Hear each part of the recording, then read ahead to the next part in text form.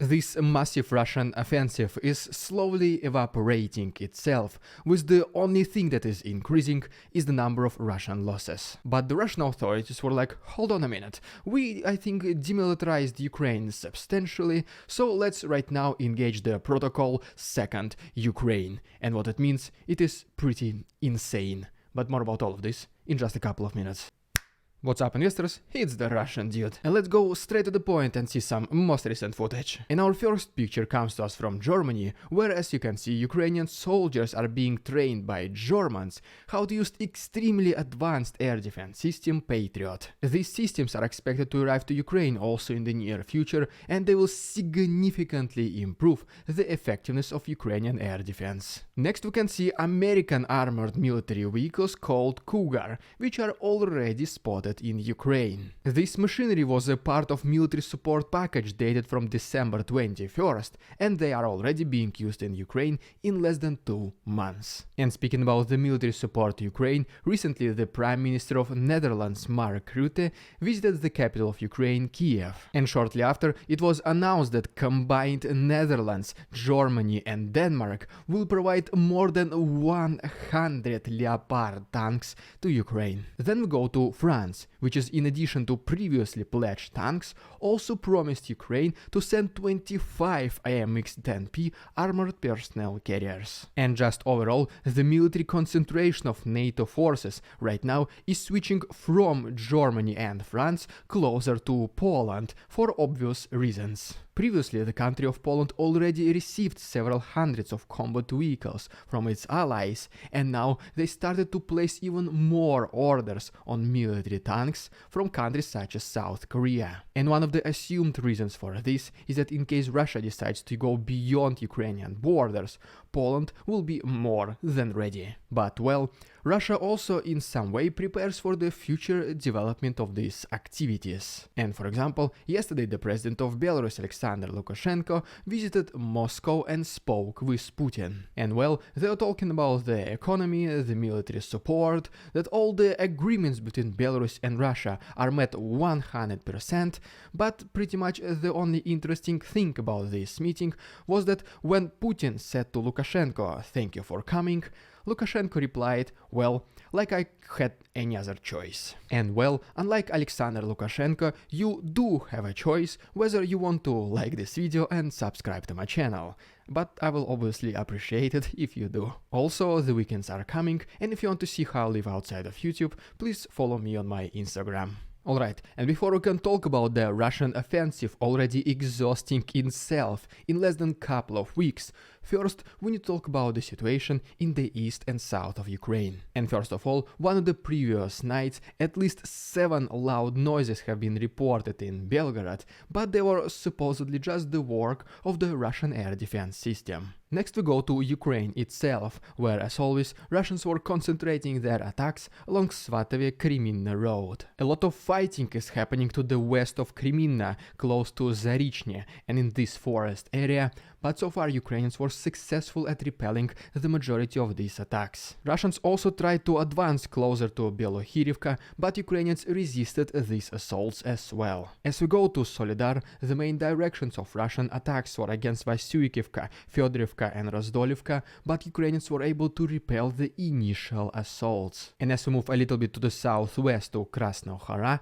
Ukrainians were able to destroy a Russian military base on the outskirts of this city. Even more significant fighting has been reported in Paraskovivka, and in the best tradition of Russian propaganda, they already reported that they were able to fully capture this settlement. Then we go to Bakhmut, where the biggest fights are reported to the east and the south of this settlement. And as we already talked about it yesterday, Ukrainians were able to push Russians even further away from Ivanovsk.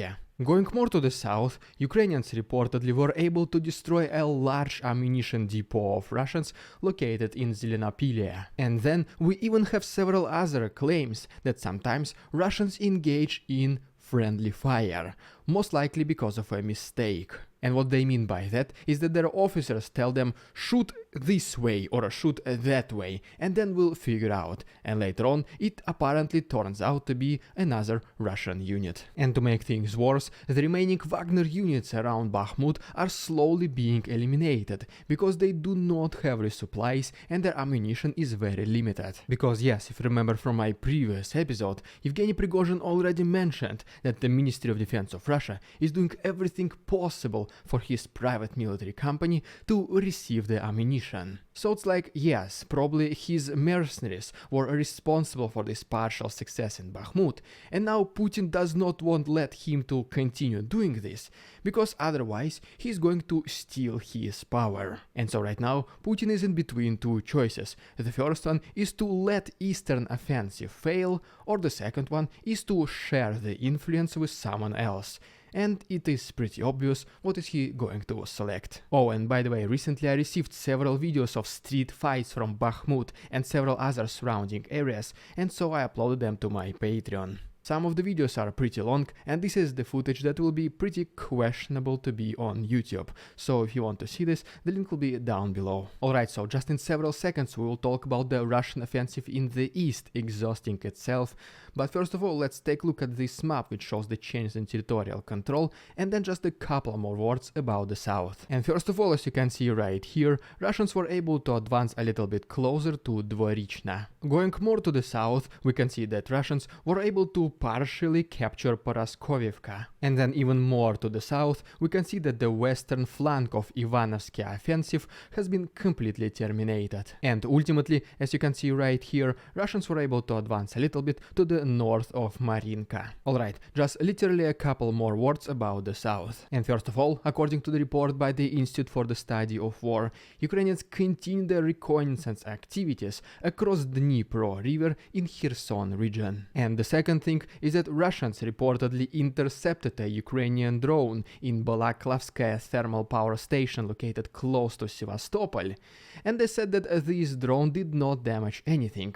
But then we have this picture which shows us the planned outages in the area. So I'll leave it up to you who you want to believe. Alright, and now as promised, let's talk about this Russian offensive in the east, which is already evaporating in less than 2 weeks. And we begin with this statement by the UK Defense Minister Ben Wallace, who is saying that the Russian offensive is advancing not in kilometers, how they were expecting, but rather in meters. It has even been estimated that in the worst times for Russia, they have lost more than 2,000 soldiers just to advance 90 meters, which is approximately 100 yards. Which is just yet another confirmation that no matter what happens, Russia sticks to its tactics, using as many people as possible and sending them in waves after waves after waves. And as a result of this, the number of losses is increasing, while the pace of the offensive slows down. Right here, for example, we can see the map with the difference of only 2 weeks,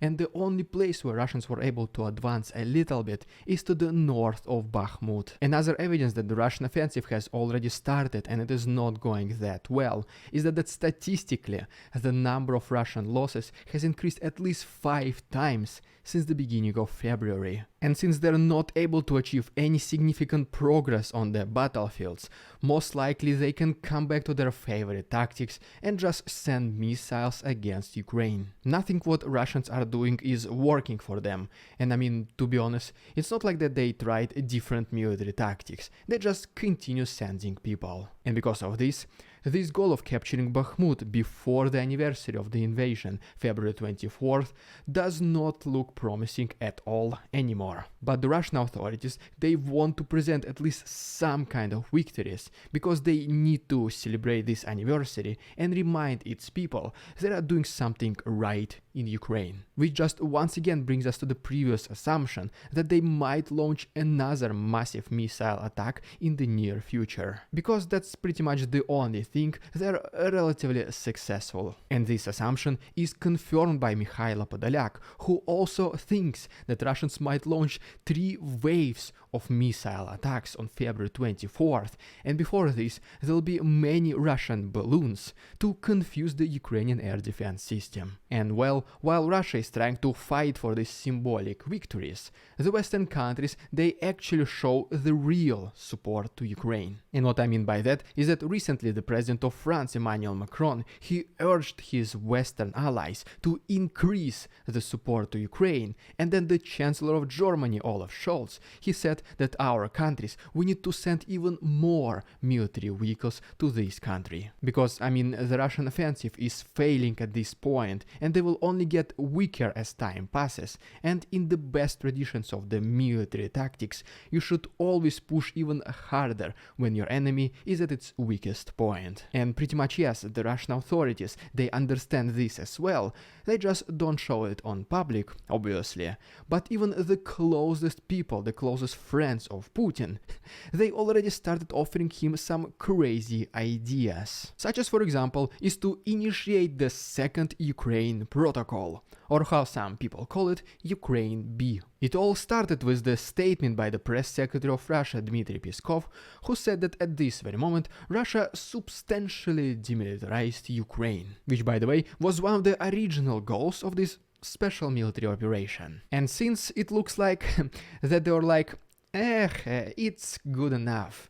I mean, we have something right now, okay, so let's go from there before it gets worse. And so the notorious Viktor Medvedchuk, who, by the way, Putin is the godfather to one of his youngest daughters, he said, let's initiate the protocol Second Ukraine. And it basically means dividing Ukraine in 2 parts, just like North and South Korea, and having different countries control different parts, with Russia obviously controlling the equivalent of North Korea. In his understanding, this part of Ukraine will include Donetsk and Luhansk regions, and also in the best case scenario, if possible, the land corridor to Crimea. And I mean, first of all, good luck to them with this crazy, or even most certainly insane idea. But okay, just in case if they are able to retain the control over these territories, it is their best assumption to force the Western countries to make Zelensky talk. Because they once again kinda already accepted, at least inside their minds, that they most likely won't be able to defeat Ukraine on the battlefields. That is why they need to win somehow politically. And if Russia can also stall this war for as long as possible, they hope that the Western world will see that all this taxpayers' money that go into Ukraine,